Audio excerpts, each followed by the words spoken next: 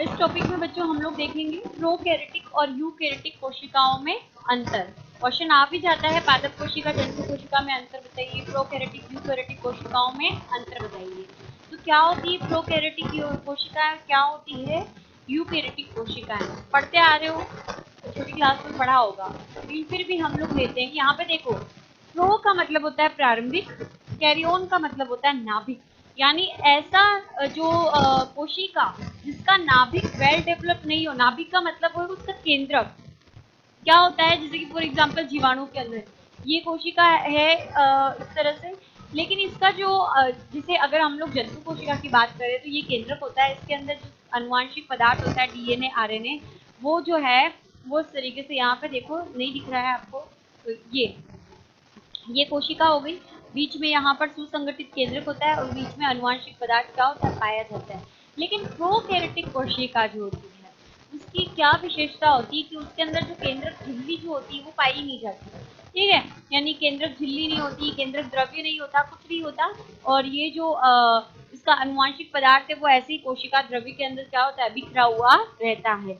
आप इसको इस तरीके से समझ सकते हो कि जब पुराने जमाने में जो फोन आए थे, नोकिया 1100 ले लो, उसके अंदर क्या था, इतने फीचर्स थे क्या जो आजकल जो जितने भी एंड्रॉइड चल रहे हैं उसके अंदर। तो सेम वैसे ही कि ये पहले जो सबसे पहले कोशिका बनी, यानी सबसे पहले जीवाणु की उत्पत्ति हुई होगी ये माना जाता है ना। तो ये जो जीवाणु कोशिका बनी सबसे पहले, तो उसके अंदर क्योंकि वो सबसे पहले बनी, जैसे मोबाइल नोकिया 11 से पहले आया था तो उसके अंदर फीचर्स नहीं है, सेम वैसे ही ये पहले बनने वाली जो कोशिका है उसके अंदर क्या है, केंद्रक सुविकसित नहीं है। प्लस जो झिल्ली युक्त कोशिकांग होता है, केंद्रक में क्या पाई जाती है, केंद्रक सुविकसित कब है, जब उसके अंदर केंद्रक झिल्ली पाई जाती है, अंदर के जो केंद्रक द्रव्य होता है वो पाया जाता है। तो जब झिल्ली नहीं है तो बाकी सारी चीजें तो होगी ही नहीं, ठीक है। प्लस झिल्ली युक्त कोशिकांग होते हैं जैसे कि अंतर्द्रवी जालिका, माइटोकॉन्ड्रिया, लवक हो गया, कोशिकाएं, ये सब भी इसके अंदर नहीं पाए जाते। किसमें, प्रोकैरियोटिक कोशिका के अंतर्गत। तो ये प्रोकैरियोटिक कोशिका यानी ऐसी कोशिका जिसका निर्माण पहले हुआ इसका मतलब है उसका सुसंगठित केंद्रक नहीं है, केंद्रक पूर्ण विकसित नहीं है। प्लस जो झिल्ली युक्त कोशिकांग मतलब माइटोकॉन्ड्रिया है, तो माइटोकॉन्ड्रिया के अंदर दोहरी झिल्ली पाई जाती है, प्लस अंदर क्रिस्टी इस तरीके से पाई जाती है। तो ऐसी झिल्ली युक्त जो कोशिकांग है वो भी इस प्रोकैरियोटिक कोशिका में नहीं पाए जाते। देखो, ठीक है। फिर आता है यूकैरियोटिक कोशिका। प्रोकैरियोटिक कोशिका का उदाहरण जीवाणु है। यूकैरियोटिक कोशिका जिसमें कि पादप और जंतु कोशिकाएं आती हैं। तो यू का मतलब होता है वेल, कैरियोन यानी केंद्रक, मतलब इसका जो केंद्रक होता है वो सुविकसित होता है, मतलब कोशिका के अंदर केंद्रक जो है पाया जाएगा, बीचों बीच केंद्रक झिल्ली जो होगी वो पाई जाएगी, केंद्रक द्रव्य होगा, द्रव्य के बाद इसके अंदर अंदर जो है अनुवांशिक पदार्थ जो होता है डीएनए आरएनए वो पाया जाता है। तो सुविकसित जो अगर केंद्रक है तो वो कोशिका क्या कहलाएगी, हमारी यूकैरियोटिक कोशिका कहलाएगी। ऐसा किसमें पाया जाता है, पादप और जंतु। प्लस प्रोकैरियोटिक कोशिका के अंदर जो गुणसूत्र होते हैं वो अगुणित अवस्था में पाए जाते हैं, अगुणित मतलब आधे ही पाए जाते हैं। और जबकि यूकैरियोटिक के अंदर द्विगुणित 2n यानी डबल पाए जाते हैं। इसमें कैसे होते हैं, द्विगुणित जो है केंद्रक होता है और इसका केंद्रक कैसा है, हमेशा अगुणित होता है, ठीक है। गुणसूत्र की संख्या डबल नहीं होती, आधी होती है, इधर हमेशा क्या होती है, डबल पाई जाती है।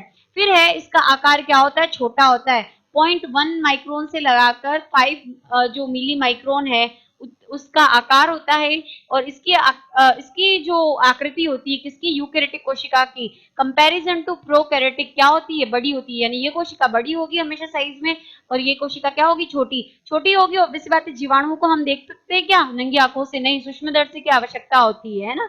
तो इसीलिए अब ये साइज में बड़ी होती है, 5 से लगाकर 20 मिली माइक्रोन जो होता है उसके बराबर होती है।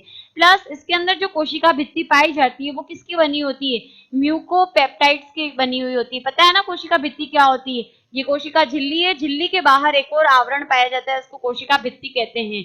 ये म्यूकोपेप्टाइड्स की बनी होती है, जबकि इधर पादप में पाई जाती है सेल्यूलोज की, और जंतुओं में तो होती ही नहीं है। अभी हम लोगों ने पादप और जंतु कोशिका में अंतर देखा था। तो फिर है इसके अंदर झिल्ली युक्त कोशिकांग जैसे कि अंतर्द्रवी जालिका, माइटोकॉन्ड्रिया, लवक, गोल्जिका, ये सब नहीं पाए जाते, जबकि इधर झिल्ली युक्त कोशिकांग भी क्या होते हैं, पाए जाते हैं इस कोशिका में।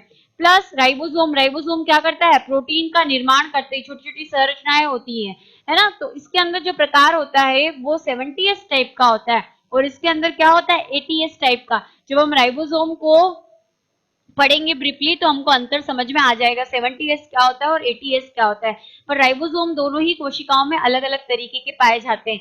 प्लस इनमें क्या होता है, कभी भी सत्य लैंगिक जनन नहीं पाया जाता। लैंगिक जनन मोस्ट ऑफ द जो है अलैंगिक विखंडन वगैरह विधि जो होती है उन्हीं से ये जनन करते हैं, जबकि इनमें क्या होता है, सत्य लैंगिक जनन क्या होता है, यूकेरियोटिक कोशिकाओं के द्वारा किया जाता है। तो ये प्रोकैरियोटिक और यूकेरियोटिक कोशिकाओं में क्या हो गया, अंतर हो गया।